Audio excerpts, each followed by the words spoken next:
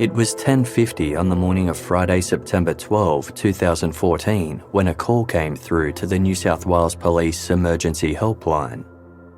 On the other line was a woman named Angela, calling from the small hinterland town of Kendall, located on the state's mid-north coast. Police emergency, this is Simone. Yeah, hi, my son is missing. He's 3.5.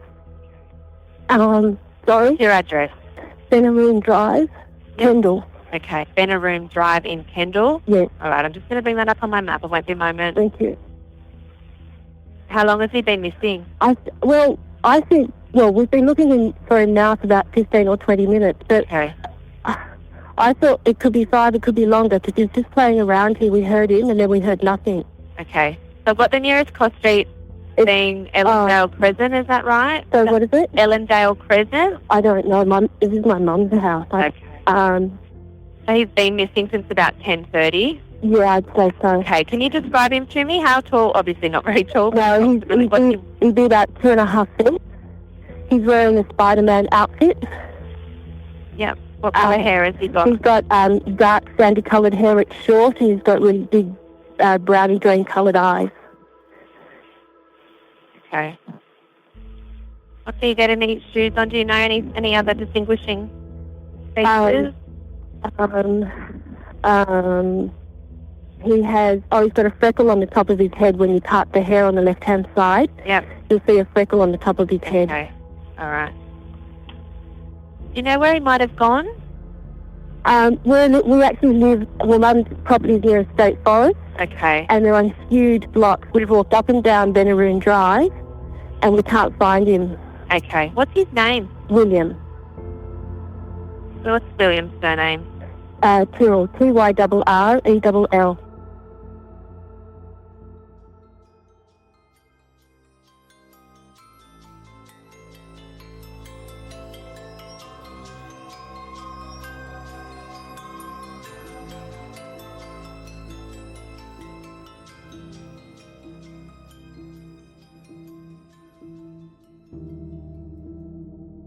Senior Constable Christopher Rowley was already in the area when he received word of the missing 3-year-old boy in Kendall.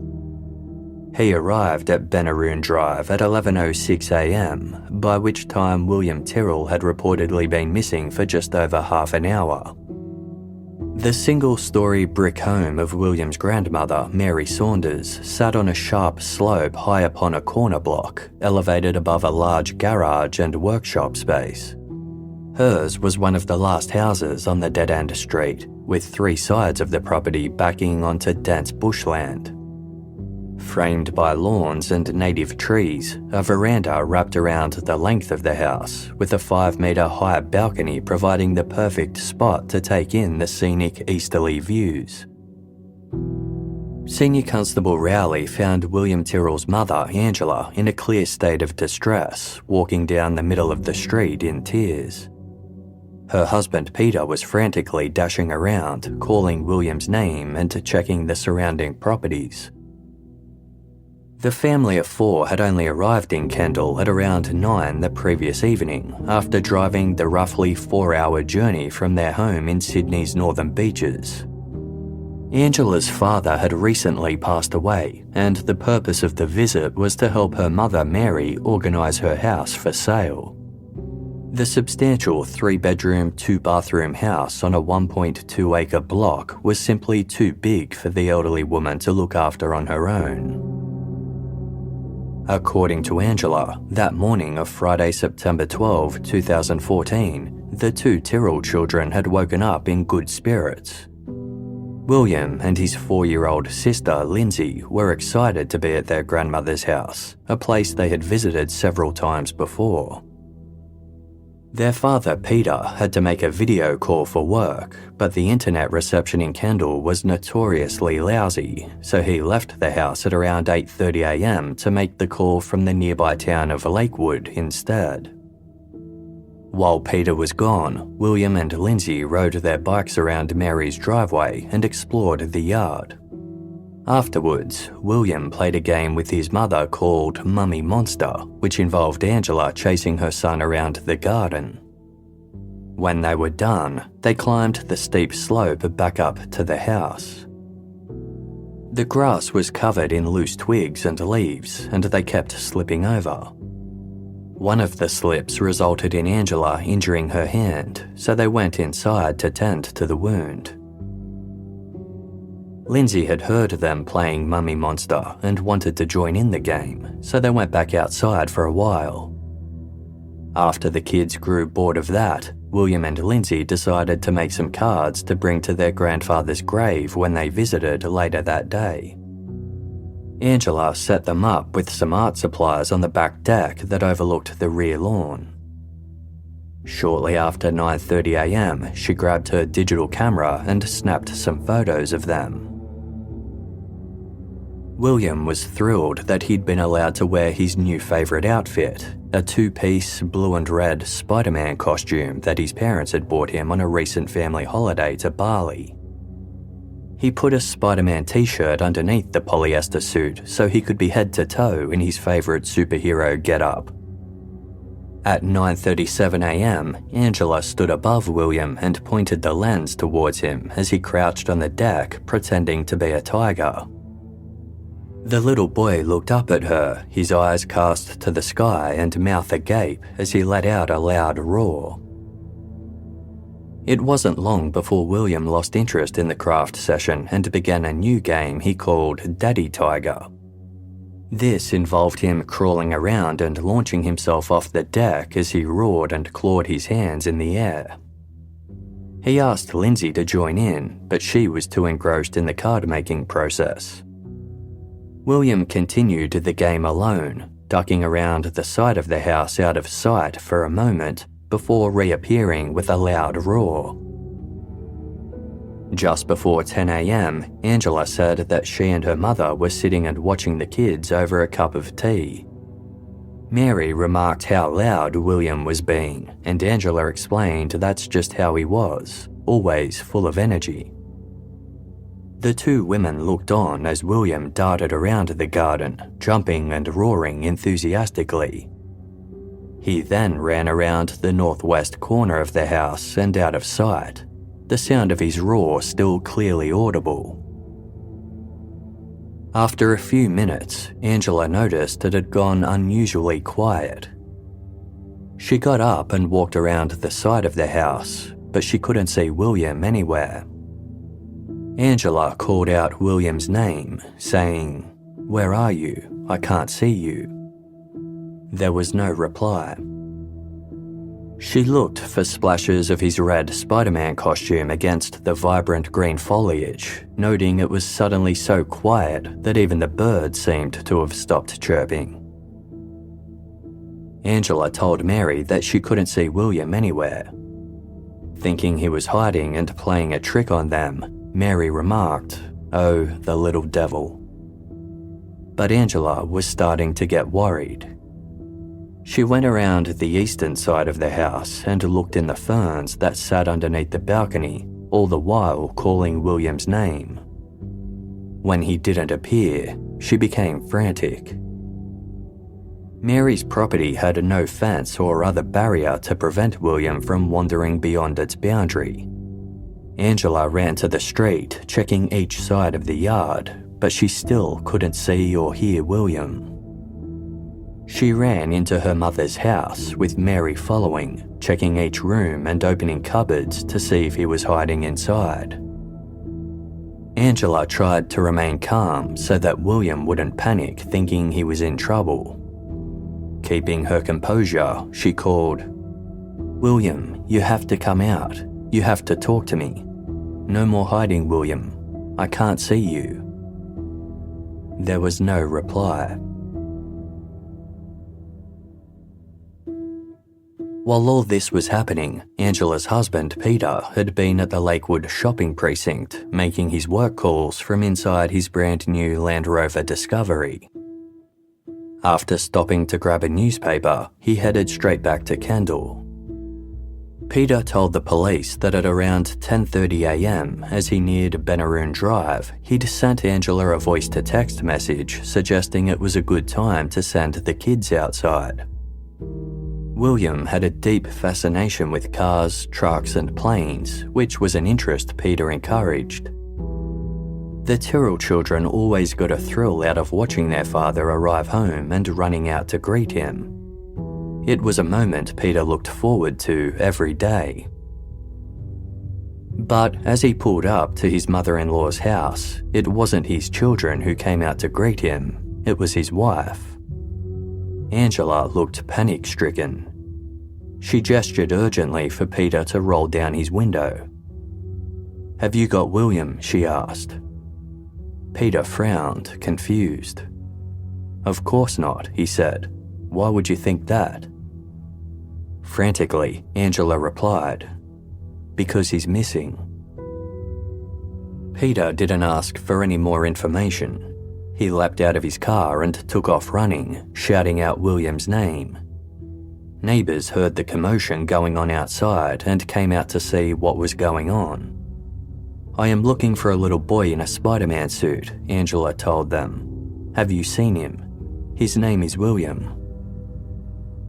The neighbours searched their yards, checked their swimming pools and any other places that might be of interest to a young boy, such as cubby houses and play equipment. When Police Senior Constable Christopher Rowley arrived at Benaroon Drive, he conducted a thorough search of Mary's house. He was soon joined by additional officers who arrived at the scene. They checked cupboards and under furniture, going so far as to remove cushions from the couch and pictures from the walls. Benaroon Drive is a secluded, quiet street that backs onto scrubland. It consists of 21 houses, each of which is situated on a large block and set back from the road.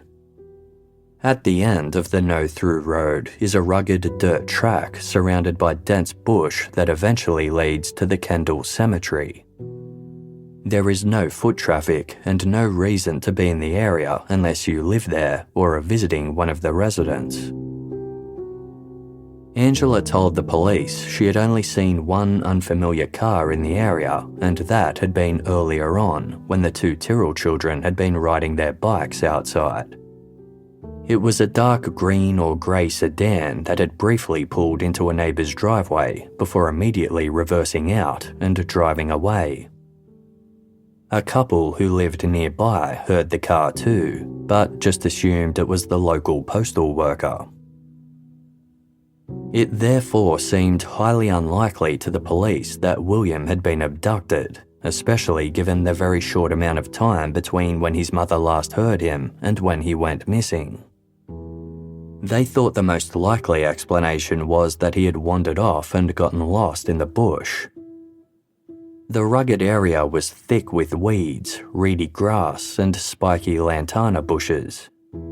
There were also numerous waterways, cliffs, abandoned mine shafts and wild animals, creating plenty of hazards to explain why the young boy hadn't yet been found.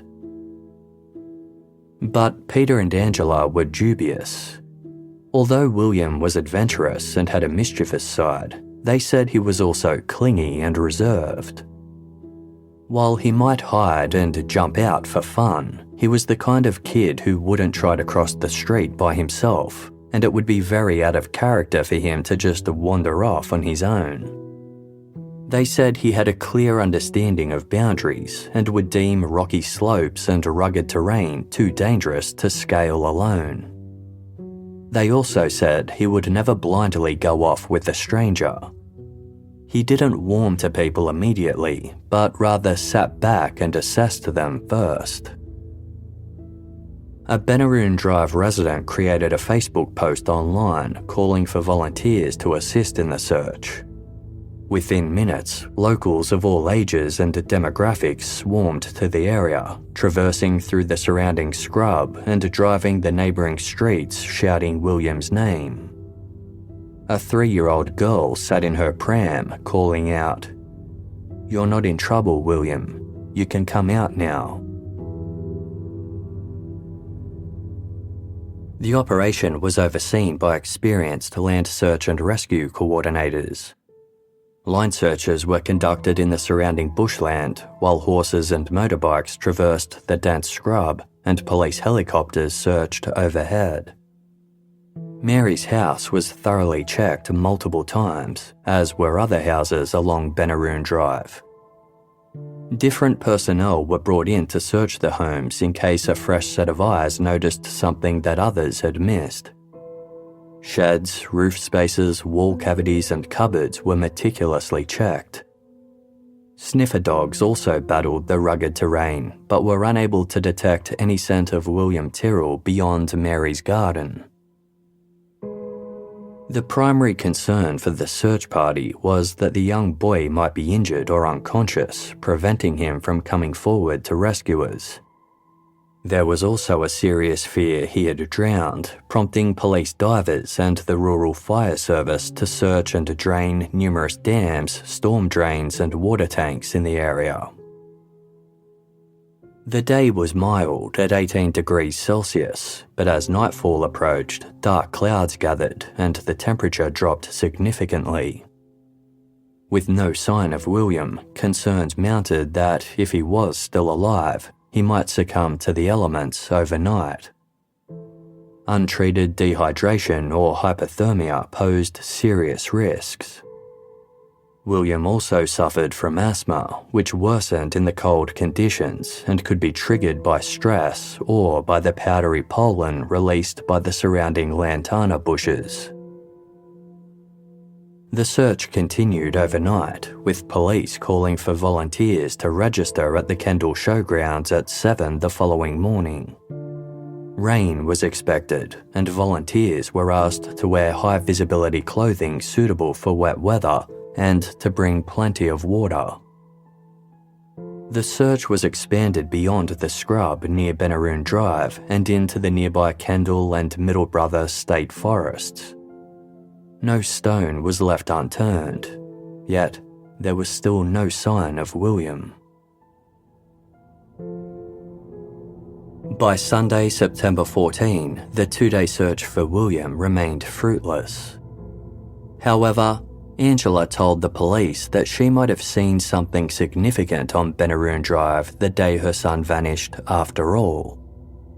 She said she'd completely forgotten about it at first, but the memory had come back to her while driving to pick up a relative from the airport. According to Angela, on the morning William went missing, she had looked out the window at around 6:40 and noticed two cars parked strangely on the street. They stuck out to her because both of their driver's side windows had been left open, which was something you wouldn't see in the city. Both of the cars were dirty, older models with tinted windows and no hubcaps. One was a gunmetal grey sedan, possibly a Falcon or a Commodore, and the other an off-white station wagon with a boxy back end, possibly a Camry. They were parked close to one another on the road between two properties, which Angela noted as odd given that any visitors to the area typically parked in the driveway of whichever home they were visiting. Angela hadn't mentioned any of these cars to her mother or husband. When she'd called emergency services to report William's disappearance, the operator had asked if she'd seen any suspicious vehicles in the area, and Angela had firmly answered no.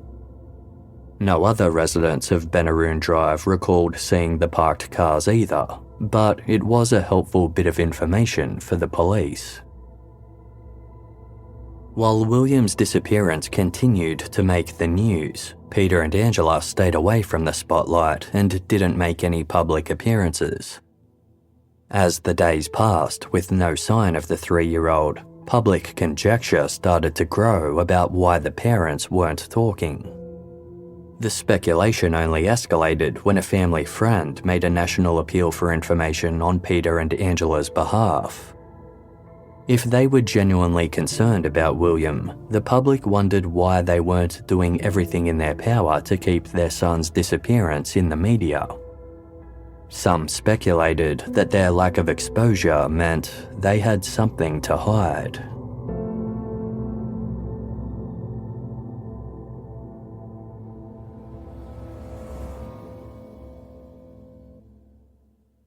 Case File will be back shortly.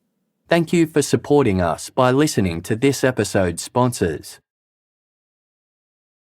Thank you for listening to this episode's ads. By supporting our sponsors, you support Casefile to continue to deliver quality content.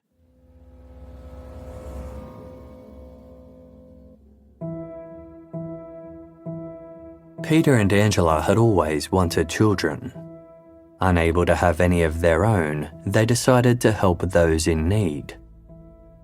In 2011, the married couple applied to become foster parents. They were put on the books of what was then called the Department of Family and Community Services, or FACS, after successfully completing the mandatory foster carer training classes and 2 short-term assignments. As a successful couple from Sydney's affluent North Shore, Peter and Angela made attractive candidates when William Tyrrell was placed into the foster care system. In 2012, Lindsay was sent to live with Peter and Angela, followed shortly after by her 8-month-old brother, William. According to those who knew Peter and Angela, the two were doting foster parents to the Tyrrell children. They gave them everything a kid could possibly want: a playroom full of toys, regular trips to playgrounds and parks, family holidays, birthday parties, and most importantly, a stable and comfortable home life. Peter and William had a particularly strong bond, with Angela describing the two as absolutely adoring each other. As the children settled into their new home life, Peter and Angela transitioned from short-term carers to long-term carers, making them the legal guardians of the 2 Tyrrell siblings until they turned 18. The reality was, when it came to William's disappearance, his status as a foster child made it difficult for Peter and Angela to front the media.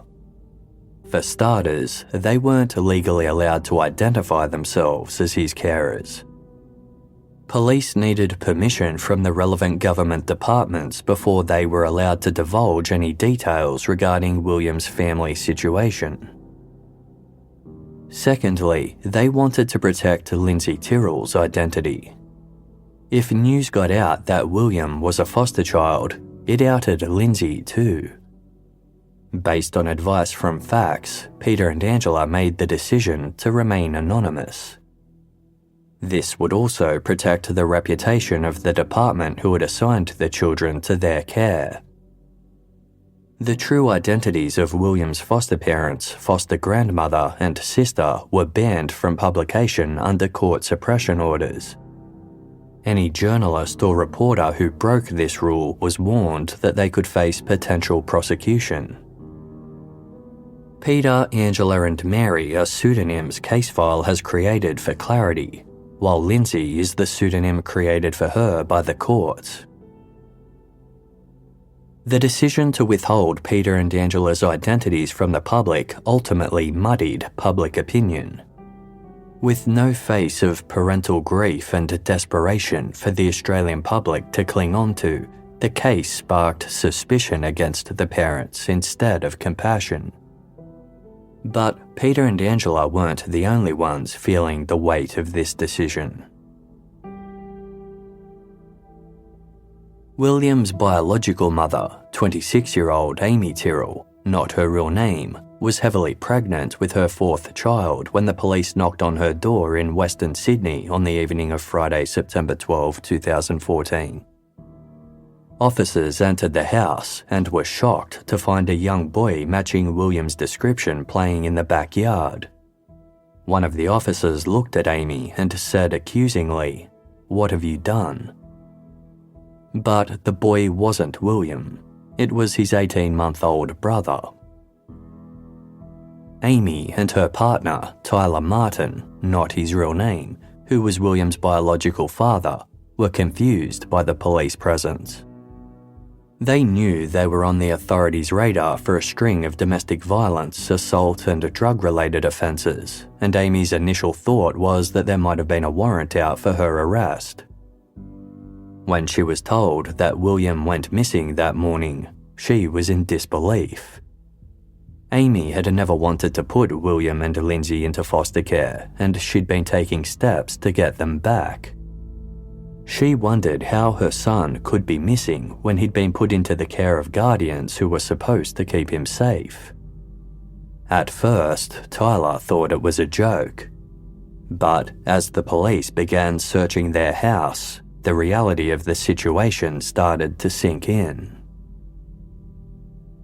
The police asked Amy and Tyler about their movements that day.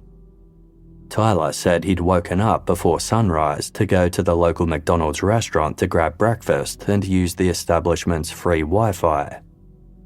He was scheduled to work that day, but he sent his boss a text to let him know he couldn't make it due to a shoulder injury. When Tyler got home, Amy took their 18-month-old son out shopping for the soon-to-be-born baby. She said the two caught the train to the suburb of Blacktown, visiting various shops and making several purchases along the way before returning home at around 4 p.m. The police were dubious. After all, if Amy or Tyler had anything to do with William's disappearance, it wouldn't be the first time.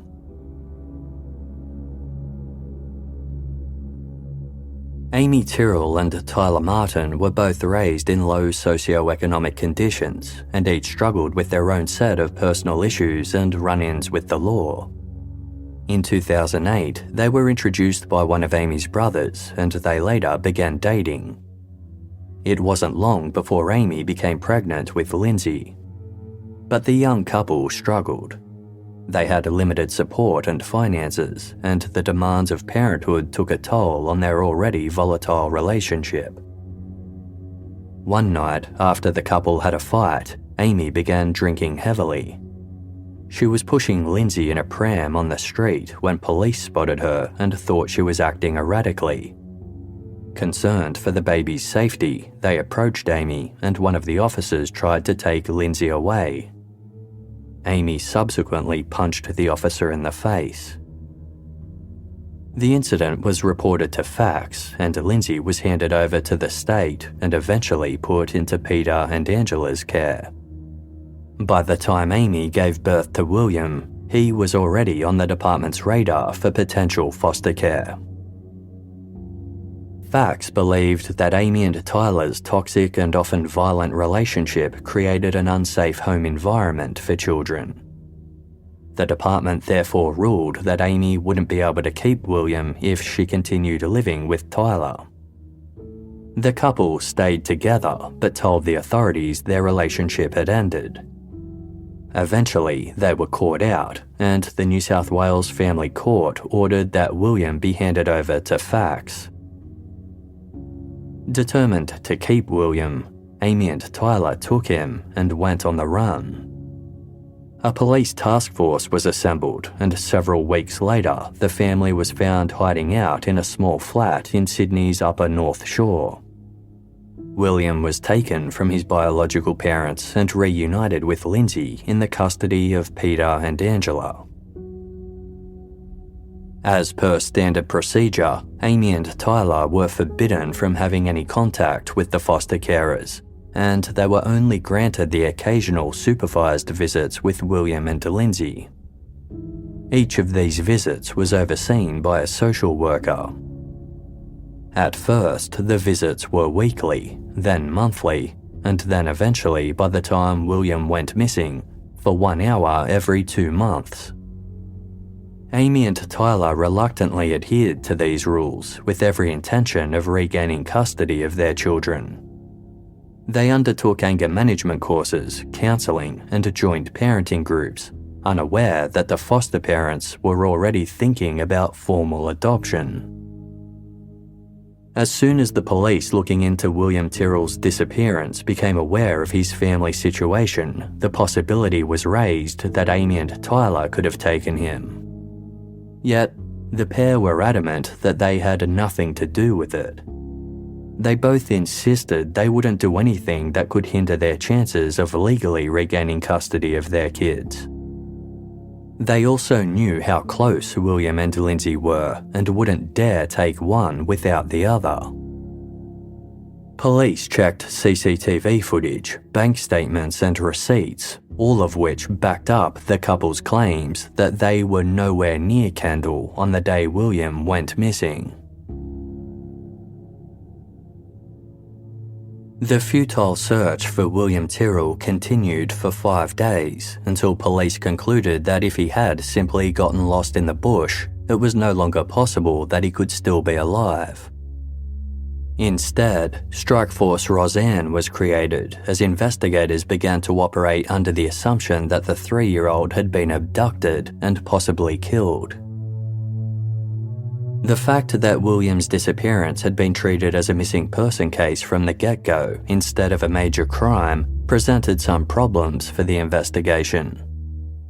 For starters, Mary Saunders' house on Benaroon Drive had never been considered a crime scene, and therefore it wasn't cordoned off or properly secured. With hundreds of volunteers, visitors, and official personnel having already trampled through the yard and its surrounds, any forensic evidence such as footprints, tyre tracks, or DNA were long gone or contaminated. Cars had also been free to come and go from the area without being checked.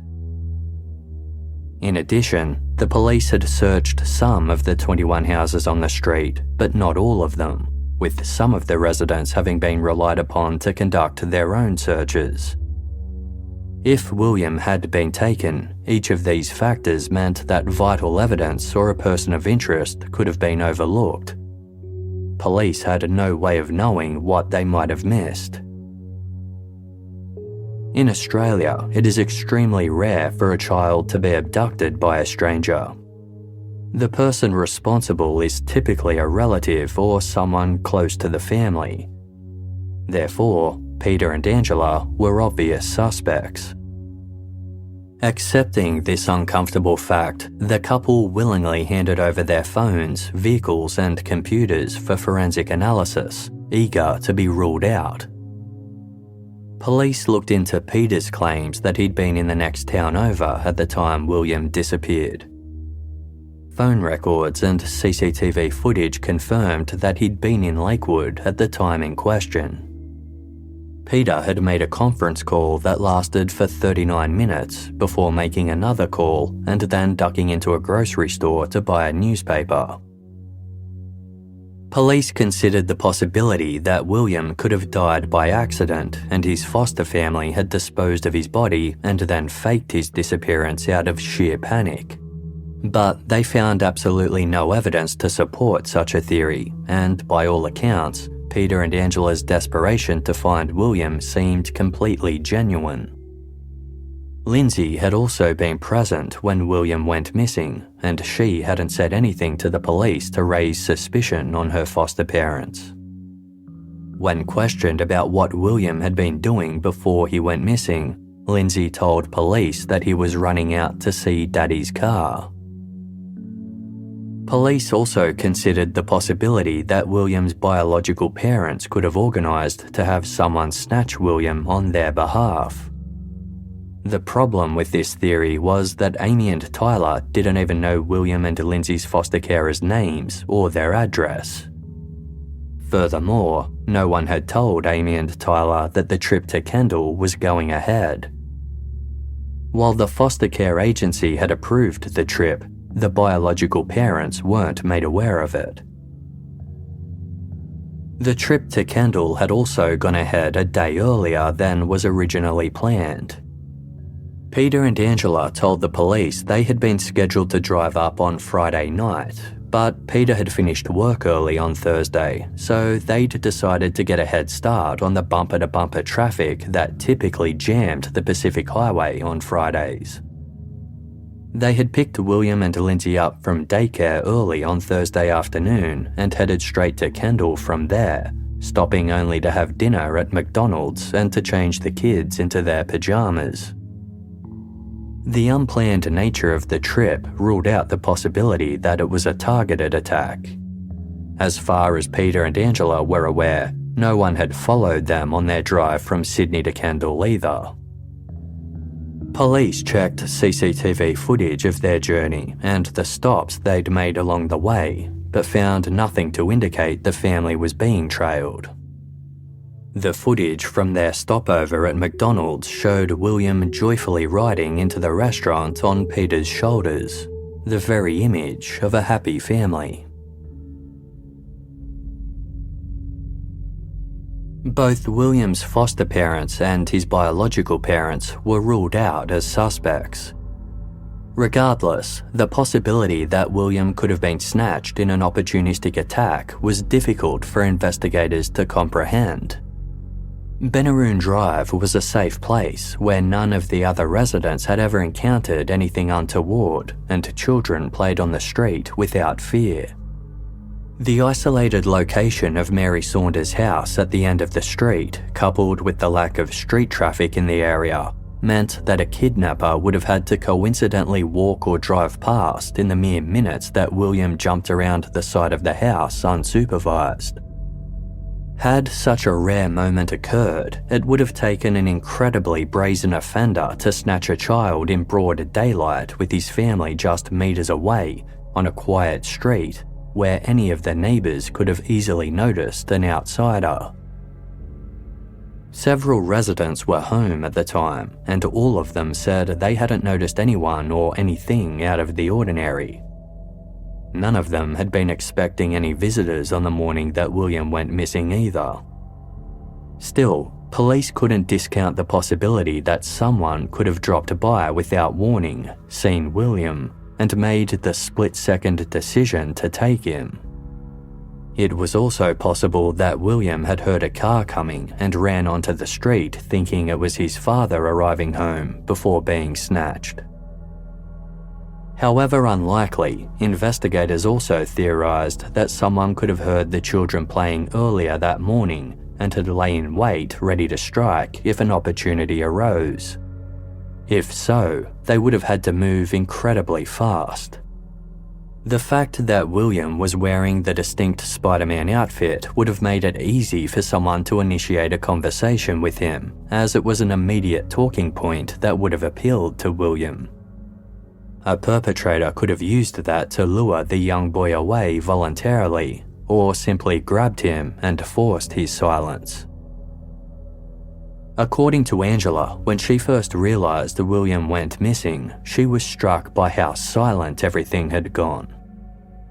Then, she thought she heard a short, high-pitched scream coming from the bushland, the type of scream a child would make if they'd hurt themselves. Angela said she had ventured into the reeds towards the direction of the sound, but couldn't see any splashes of red from William's Spider-Man suit. She had brushed it off as her imagination, thinking it must have been a bird. Kendall was home to a species of bird known as a catbird, which makes a sound very similar to that of a crying child. At the end of Benaroon Drive, a dirt fire track leads into the dense scrub. If the perpetrator had been on foot, this could have provided an escape route for them to grab William and run off undetected. But the terrain in the surrounding bush was rough, and running off with a 3-year-old boy would have been no easy feat. If this was indeed a random, opportunistic attack, everyone agreed it would be one of the rarest and most unfortunate cases of William Tyrrell being in the wrong place at the wrong time. When asked if anyone unusual lived in the area, Mary Saunders pinpointed one person, a former taxi driver aged in his 50s who mostly kept to himself. While there wasn't anything overtly suspicious about him, he lived alone in a small house surrounded by bushland where he kept odd hours, typically sleeping during the day and hanging around his house at night. In the days following William Tyrrell's disappearance, some neighbours noticed that the taxi driver had uncharacteristically left his house. When he returned home a couple of days later, he was carrying a backpack and walked around his property as though checking each of his windows before going inside. An officer went to visit the former taxi driver and noticed something odd. A box had been installed over one of his windows, making it impossible to see inside. When questioned about his whereabouts on the day of William's disappearance, the taxi driver claimed he'd been sleeping at home alone, an alibi that couldn't be verified. The officer noted that the man had a small red mark on his wrist. A cursory search of the property revealed a stepladder in the laundry that led up to a manhole. The officer climbed the ladder, wondering if the manhole could be used as a hiding place. But it was obvious the manhole hadn't been accessed in some time. When the police returned to visit the taxi driver again, his television had been paused on a news channel providing updates about William's disappearance. Although this indicated he was keeping an eye on the story, police found nothing to suggest he was involved in the crime in any way. The taxi driver soon sold his house and moved out of Kendall, saying there was too much activity in the area. By day 14 of the hunt for William, line searchers had painstakingly covered an area of 18 square kilometres. Various items were found, including an abandoned children's cubby house, number plates from a stolen vehicle, animal bones, a shovel, a spear gun, and other miscellaneous items. But all of them were ruled out of having anything to do with William's disappearance, and still, there was no sign of him. Investigators had no choice but to scale the search back. Instead, they turned their focus to known sex offenders in the area. This was no easy task. Within the 30-kilometre radius of Benaroon Drive alone, 18 known sex offenders lived among the rural properties. Just further beyond that lived another 60. Detective Chief Inspector Gary Jubilant, who would later come to front Strikeforce Roseanne, remarked, "It's as if they've settled on this quiet, overlooked backwater like mosquitoes." Detective Jubilant told reporters that police intended to track the movements of everyone who was within a 1-kilometre radius of Benaroon Drive on the day William went missing. If anyone who had been in the area failed to come forward and identify themselves, Jubilant warned it would give the police grave concerns and be an immediate cause for suspicion. CCTV footage was collected from 12 businesses around Kendall. Police were particularly interested in the footage captured by the Kendall Tennis Club between 5 and 11 on the morning of Friday, September 12, 2014. This camera faced one of the main roads leading in and out of the village, and there was a chance it had captured the abductor's car. However, the footage was grainy and only captured the sides of the vehicles, not their number plates, making it difficult to identify the cars that came and went. However, there were numerous roads leading to Benaroon Drive, and it was possible the kidnapper hadn't been captured on any cameras at all. Although William Tyrrell's disappearance had made national headlines, investigative resources were limited, and questioning witnesses and persons of interest was a time-consuming task. Police were also inundated with reported sightings of William coming from all over the country. It didn't help that Spider-Man costumes were incredibly popular amongst young boys. Every potential lead, sighting and piece of information was diligently recorded, but the hard part for police was figuring out which to prioritise.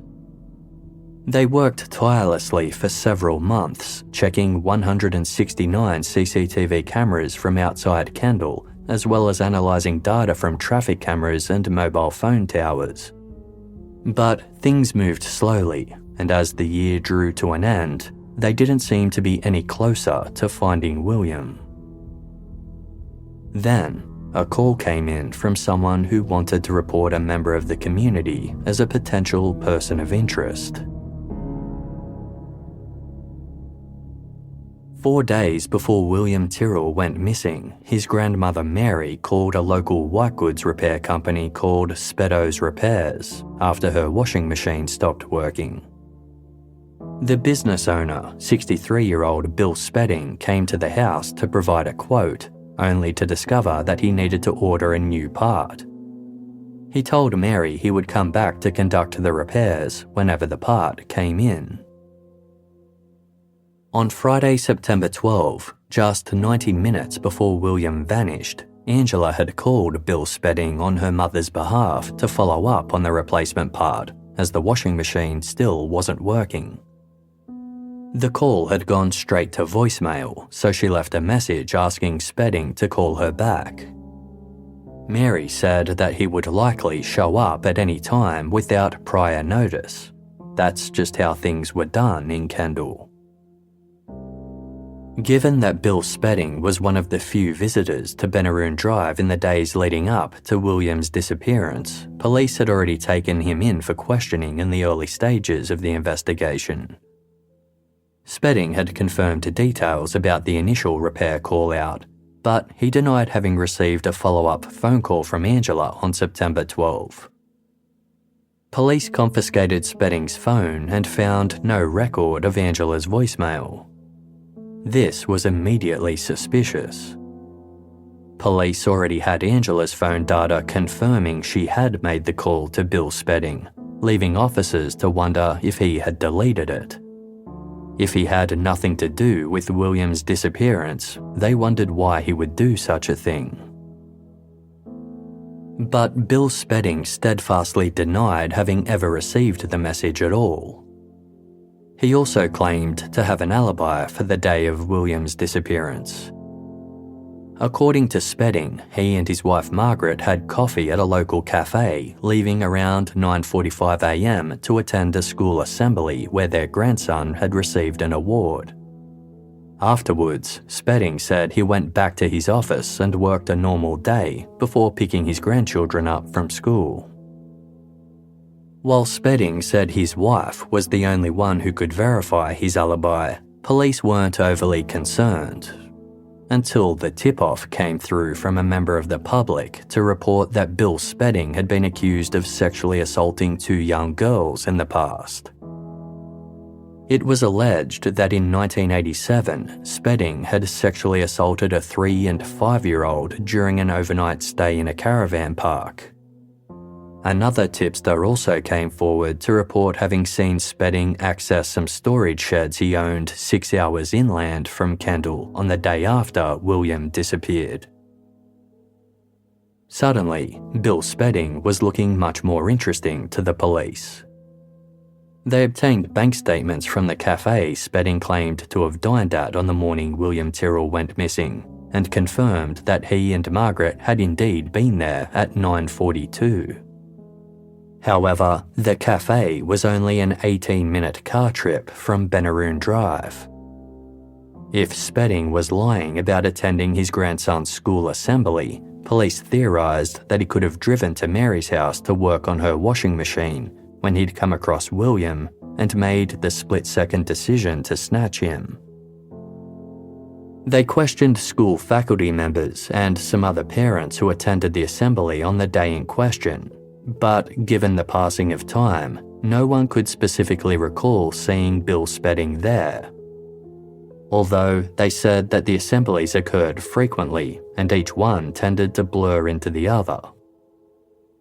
One woman had taken photos of the event on September 12, but she had since dropped her phone in the toilet and lost its contents. Strikeforce investigators were conflicted about how to act. If they decided to pursue a raid on Spedding's home and business, the news would surely leak. If Spedding found out he was a suspect, this would give him a chance to destroy any potential evidence. But if they got it right, they just might find William Tyrrell.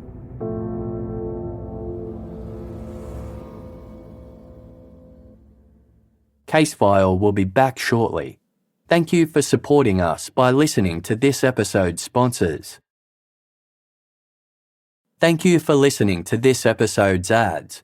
By supporting our sponsors, you support Casefile to continue to deliver quality content.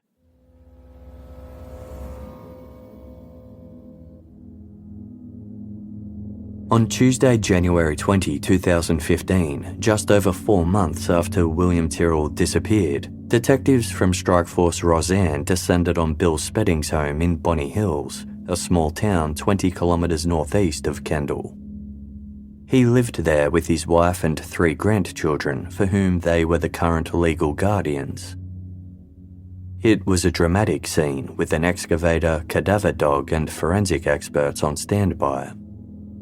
The search team scoured each room of the house and the dark, dank recesses of the basement before turning their attention to the yard and a woodpile outside. A plumber was even brought in to drain the property's septic tank. 11 kilometres from Kendall, in the coastal town of Laurelton, a search was also conducted at Spedding's office.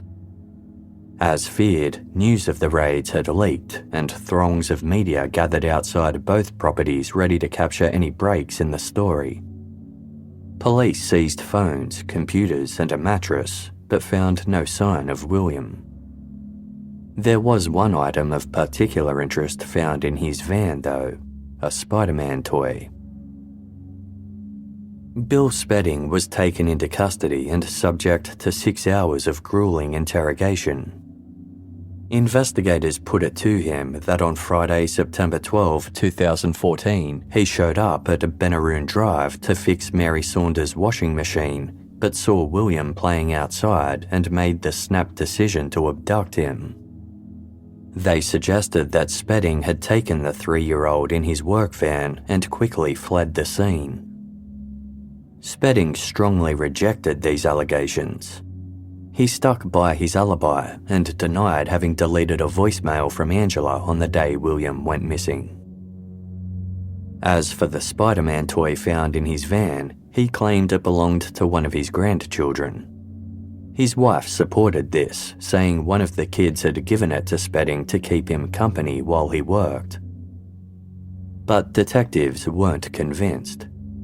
They thought there was something off about Spedding and that he had a sly way of answering questions. Regardless, with nothing eventuating from the raids, he was free to go. By this point, Bill Spedding's potential involvement in William's disappearance was a hot topic around town. A month before the raids, he had shared a Facebook post from another user that contained a picture of William Tyrrell and read, "Today, somebody is keeping a secret. They got up this morning, had breakfast, realised they need to pick up some more milk, made some calls, all the while maintaining a poker face." Some viewed this as Spedding's way of taunting the police, as though to say, "Catch me if you can."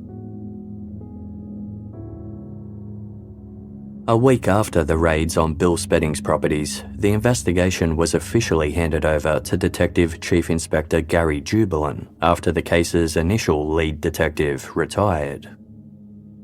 Detective Jubilant was a veteran of the New South Wales Police Force.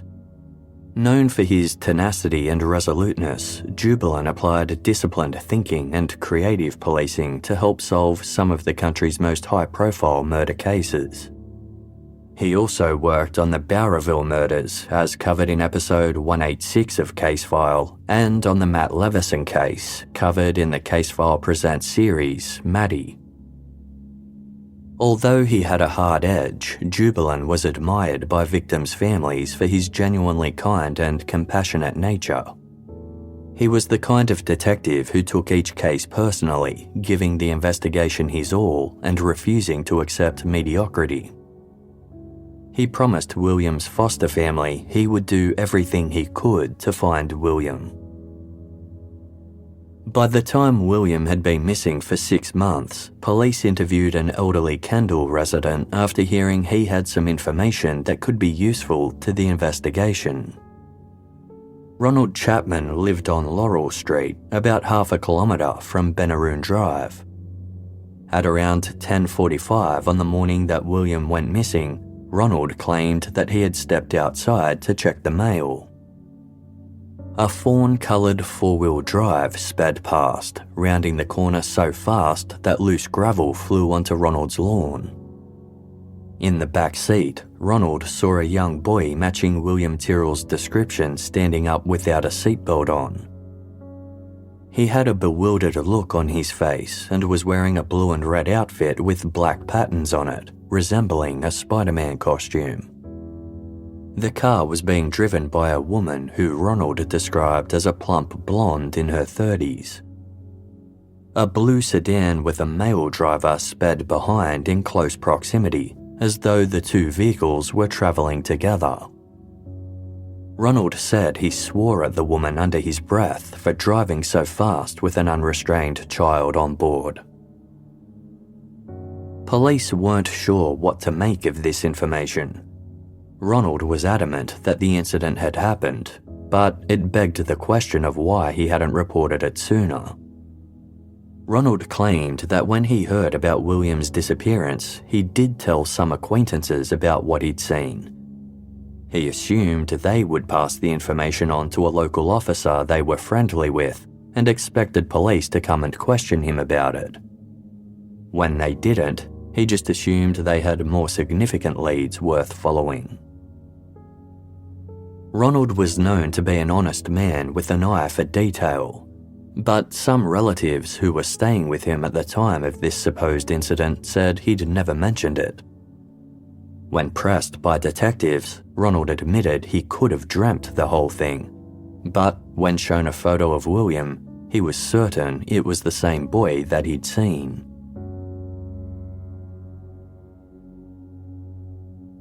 For William's foster parents, the decision to return to Sydney after William's disappearance had not been easy.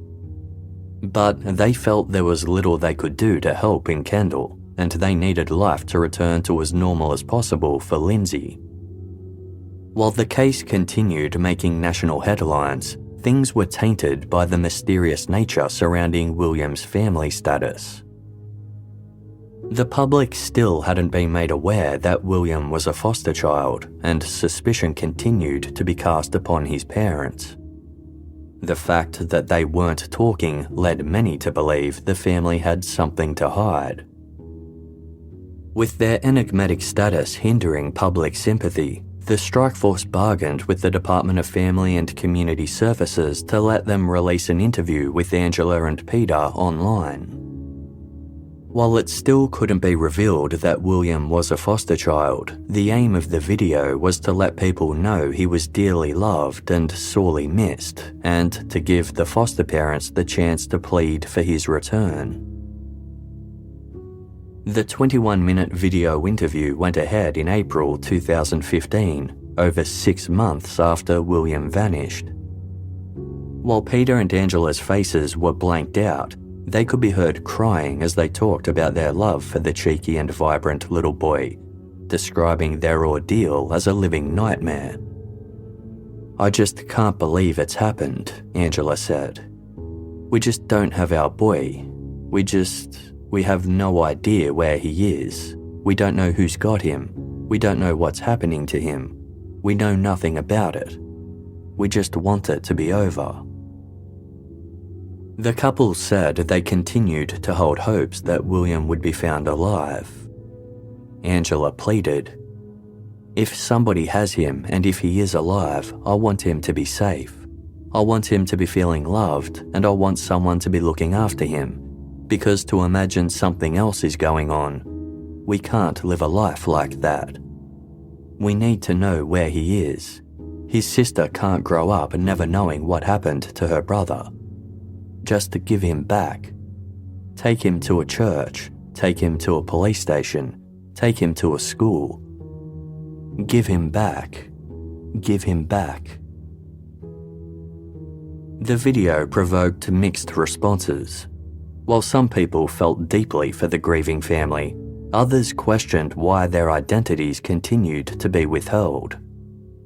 Online sleuths wondered whether the parents were involved in the crime, were in witness protection, or were part of something dangerous, like a criminal gang. The police did their best to dispel these suspicions, but the questions loomed over public opinion like a dark cloud. Peter and Angela began working with a not-for-profit public relations firm as a means to communicate with the public without having to reveal their faces. Together, they created a campaign titled Where's William, which included the launch of a website, billboards, and social media. The aim of the campaign was to provide the community with more information about William's disappearance, while hopefully generating information that could assist with the investigation and ultimately bring the little boy home. They created missing person posters that the public and businesses could share, with coasters placed in pubs in the hopes someone might become loose-lipped after one too many drinks.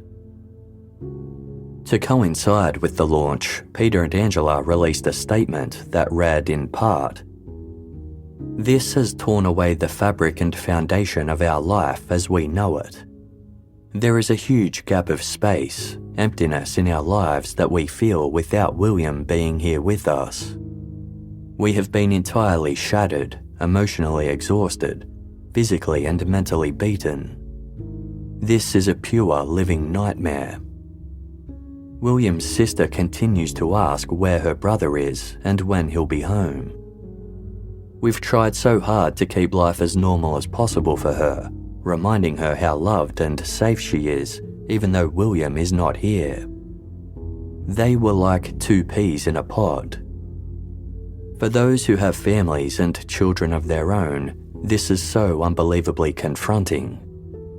If it could happen to us, it could happen to them."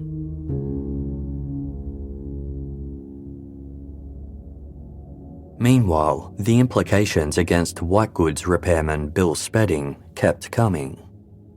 One of his neighbours, a man named Dean Pollard, came forward to claim that on Saturday, September 13, 2014, the day after William Tyrrell went missing, he saw Spedding's work van driving down a dirt track. It was near an area of dense forest colloquially known as Ghost Road. Dean claimed that when Spedding saw him, he ducked down to avoid being spotted. Dean told police, "It was definitely Bill's van. I would know it anywhere." With this new information coming to light, a major search was organised of the bushland surrounding the area in question. If William's body had been left out in the elements, police were aware that there would be nothing left at this point but his small skeletal remains, which would be easy to miss. However, if he was buried with his clothes on, the polyester Spider-Man suit would take hundreds of years to disintegrate, and the rubber soles of his shoes would take decades. Dozens of uniformed police officers searched with the help of cadaver dogs, but found nothing relevant to the William Tyrrell investigation. Yet, something of interest did come out of it. While the search was underway, camera crews were on standby, ready to capture any discoveries. As the cameras rolled, they captured Bill Spedding's van as it drove right past the search site, with Spedding looking out the window. When questioned, Spedding denied having been anywhere near Ghost Road on September 13.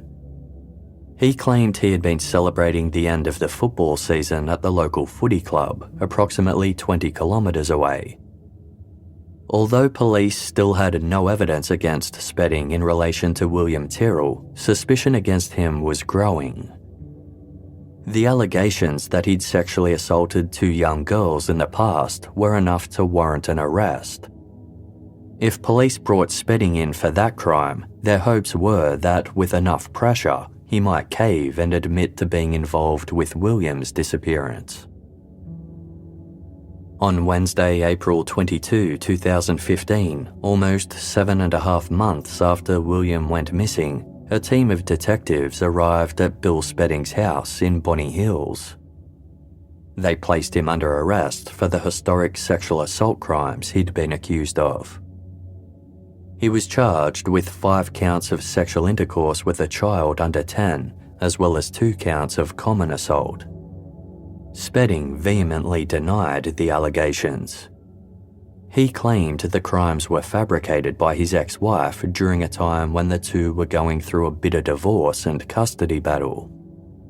At the time, his ex-wife had been advised not to pursue the charges due to lack of evidence, and a judge had thrown the entire case out. This time, Spedding was held in jail pending the outcome of a trial. Bill Spedding's cellmate was a sex offender in his late 50s named Tony Jones, who was serving a 3-year sentence. Although Jones had amassed a long criminal rap sheet that included charges for assault, breaking and entering, and various drug offences, his latest charge was one of the more vile. Jones had joined a local community group called Grandparents as Parents Again, which supported older people who had been given custody of their grandchildren for various reasons. Jones used his position to take advantage of a young intellectually disabled girl by overdosing her with autism medication and sexually assaulting her while she was semi-conscious.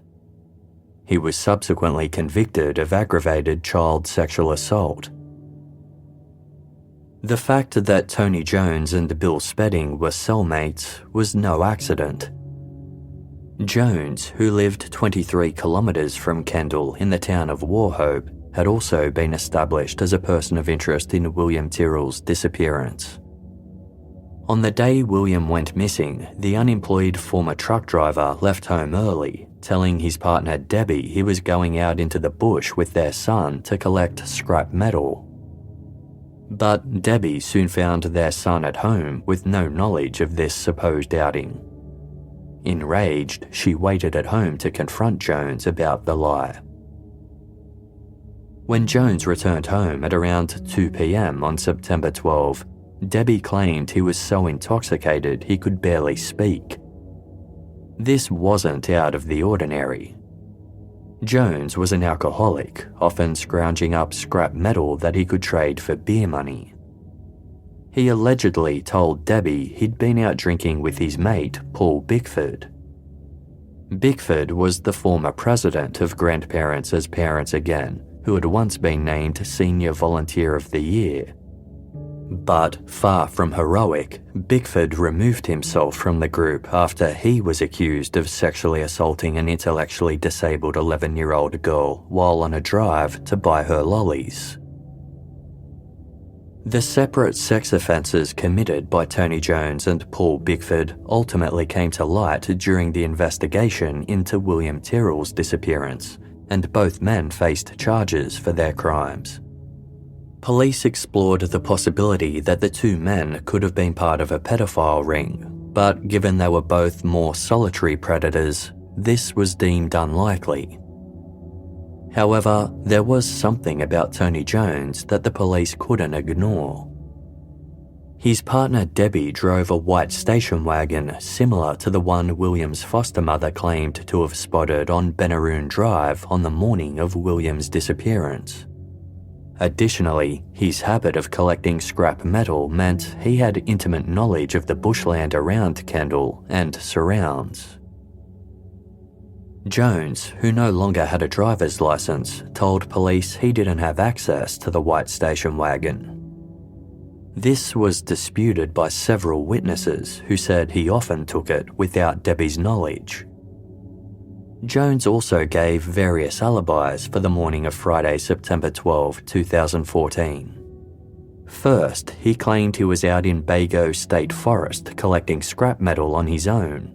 Then he changed his mind and said he was out chopping wood. Later, he changed his story entirely and said he was off sourcing a hot water heater from a neighbour. He denied ever being with Paul Bickford, despite telling his partner that the two had been drinking together. At around lunchtime on the day William went missing, a man was walking his dog around the bush tracks near Queen's Lake in Laurelton. He looked over and noticed a tanned man with a mustache sitting in a parked car with fogged up windows. Something about the way the man was acting seemed suspicious. The dog walker waved at the man, who quickly wound up his window in response. When the dog walker returned from his stroll, the car and the man were gone. He didn't think much of it until he saw Tony Jones in the newspaper 8 months later and immediately recognized him as the occupant of the vehicle. What's more, the car in question was an old white Toyota Camry station wagon. Jones denied being near Queens Lake that day. He said it couldn't have been him as he had emphysema and couldn't sit in a car with the windows rolled up. Debbie's white station wagon was towed and taken in for forensic testing, but nothing of interest to the William Tyrrell investigation was found. However, it wasn't the only vehicle that could be linked to Jones. Police later received a tip-off from someone who had come across a silver car abandoned in the Kendall bushland. They recognised it as the same make and model as a vehicle belonging to Jones. The informant led police to the area, but when they got to the location, they found that the car had been overturned and set on fire. Jones's companion, Paul Bickford, also denied any involvement in William's disappearance. He claimed he wasn't with Tony Jones on September 12 at all, but 41 kilometres away in Port Macquarie having lunch with friends, although he couldn't recall which friends or where they ate. In a bizarre coincidence, Bill Spedding and Tony Jones had once lived across the street from one another. Police hoped that by pairing them in a cell together, one of them might be compelled to say something incriminating to the other about William Tyrrell. But the plan didn't work, and 3 months after Bill Spedding's arrest for the unrelated child sex crimes, he was granted conditional bail and allowed to return home pending trial. News of his arrest had made national headlines, with the inference that he was the prime suspect in William's abduction. This had a hugely detrimental impact on Spedding's family and business, and he took it upon himself to try to change the public's perception. Within days of his release from jail, a video appeared online. Reading from a pre-prepared script, Spedding offered his condolences to William's family and stated that he had no involvement whatsoever in the young boy's disappearance. But the damage to his reputation was already done, with many thinking the bizarre video did nothing but further solidify his guilt. In September 2015, as the 1-year anniversary of William's disappearance approached, police released details about the 2 cars Angela had seen on Benaroon Drive on the morning William went missing for the first time. Many questioned why they had waited so long to do this, as vital witness accounts could be forgotten due to the time lapsed. The recording of Angela's call to emergency services was also released in the hopes it might elicit an emotional response and prompt a new witness to come forward. To mark the anniversary and support the ongoing search, thousands of people participated in community walks held across the country. Organisers of the Walk for William events hoped the show of support would encourage somebody to come forward with information, with one walk held as far away as Canada. Detective Inspector Gary Jubilant had been working tirelessly on the case, and the anniversary was a rude awakening. By this point, the strike force had been presented with every possible theory, from the credible to the ludicrous. With thousands of lines of inquiry still to be followed, there weren't enough hands on deck or hours in the day, and the work continued to pile up. Detective Jubilant remarked to the press, "The anniversary is a milestone that no one in the community or family wanted to reach. 12 months without finding out what happened to William. From a police point of view, that plays very heavily on us. We feel like we've let them down." By December that year, the strike force was no closer to finding answers. William's foster parents released a Christmas poem to keep the case in the public consciousness. It read in part, "Christmas is a time for happiness. It's a time when families come together and hold each other tight, but not our family and not this Christmas night, while our beautiful little boy William is still missing, absent from our sight. We love you, our darling boy. You are never far from our thoughts. We remember everything about you. Your amazing laugh, your kindness and the love you share with your sister, your complete adoration of your daddy, your funny faces for mummy, your kisses, your hugs and your tears. We remember your first words, your first steps, your first fears. We miss everything about you, our beautiful little boy." Although Peter and Angela had been cleared from the investigation in its very early stages, some among the strike force thought it was worth looking into them again to be 100% sure. Some questions had arisen about a possible inconsistency in Angela's story. In police interviews, she had claimed that William was wearing shoes at the time he went missing. However, in the photos she'd taken of William at 9:37 a.m, just minutes before he disappeared, he'd been barefoot. His shoes, a pair of sandals with Velcro straps, sat near the back door. Members of the public had also responded negatively to the recording of her call to police. Many thought she sounded much too calm for a mother whose child had just gone missing. The couple were summoned to the police station under the guise of it being a routine appointment.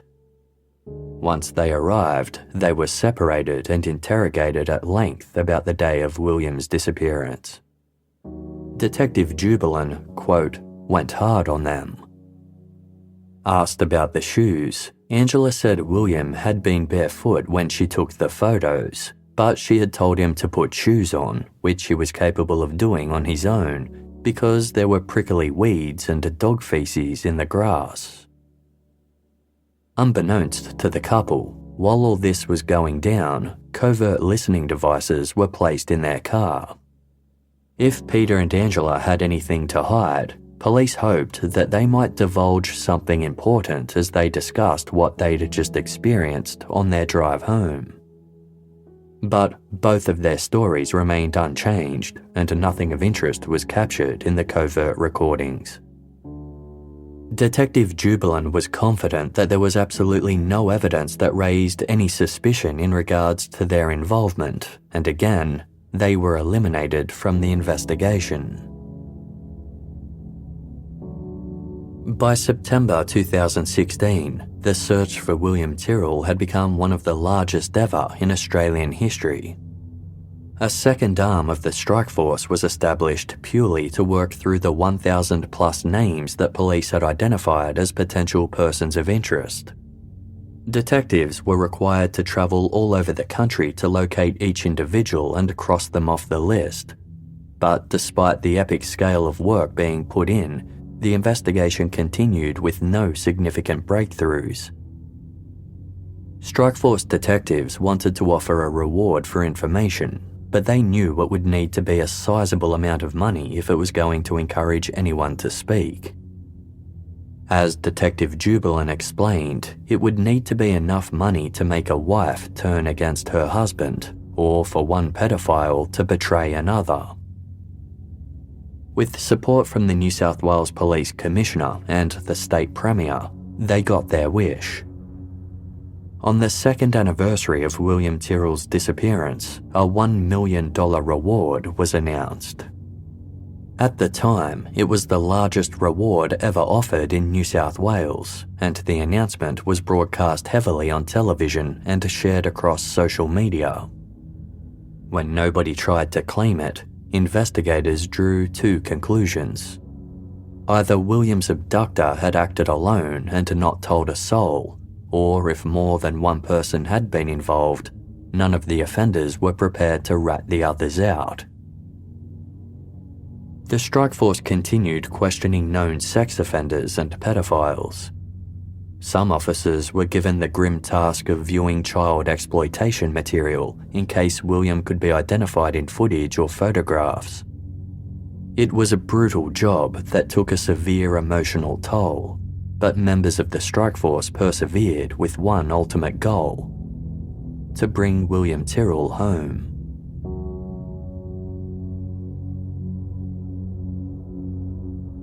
In mid-2016, the Department of Housing received an application that made them stop in their tracks. A woman named Kim Loki had applied for a home in Sydney, citing William Tyrrell's biological grandmother, Tracy Martin, not her real name, as her intended roommate. The two women had worked together in the past and had recently rekindled their friendship, with Kim posting photos of herself and Tracy together online to acknowledge their bond. But there was something that rang alarm bells for the Department of Housing. Kim had applied for a 3-bedroom house, even though she stated that she and Tracy would be the only occupants. When William had been a baby and his biological parents had hidden him from the authorities, Tracy Martin had apparently helped them. This led the department to question whether that 3rd bedroom was intended for William. Perhaps Kim had been helping hide him all along. The department notified the police, who placed Kim under covert surveillance. What they discovered was shocking.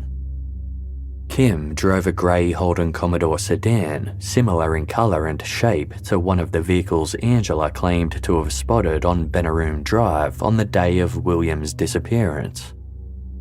Kim was also a former customer of Bill Spedding, having hired him to fix her washing machine several years prior. But perhaps most alarming, one of Kim's flatmates had a notable brother-in-law, person of interest in the William Tyrrell case, convicted sex offender Tony Jones. She was also friends with the Joneses' now ex-partner, Debbie. When questioned about her whereabouts on Friday, September 12, 2014, Kim Loki claimed she was at home in Sydney, some 360 kilometres from Kendall, but she had nothing to verify her alibi. Her explanation for wanting a 3rd bedroom was that she needed a studio for her art. Kim appeared on Channel 9's A Current Affair program to deny having anything to do with William's disappearance. She rejected allegations that it was her car seen on Benaroon Drive, stating, "I wouldn't be game to do stuff like that, kidnapping a little kid." The heat was placed on William's biological grandmother, Tracy Martin, until another twist emerged. Tracy wasn't close friends with Kim Loki at all. The two women were nothing more than former work colleagues.